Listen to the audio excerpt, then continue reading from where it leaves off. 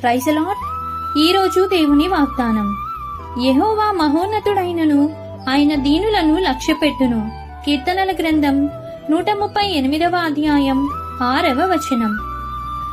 ఈ లోకంలో ఎవరూ నిన్ను పట్టించుకోకపోవచ్చు, కాని నీ దీనమైన జీవితాన్ని ఆయన బలిష్టమైన చేతుల క్రిందకు అప్పగించుకున్నట్లయితే ఆయన మహోన్నతుడైనను నీ బ్రతుకును ఆశీర్వాదకరంగా నడిపిస్తాడు. కాబట్టి ఈ దిన వాగ్దానం మీ అందరి జీవితంలో నెరవేరాలని కోరుకుంటూ దేవుని సువార్తా పరిచర్యలో మీ సహోదరి. ఆమేన్. God bless you.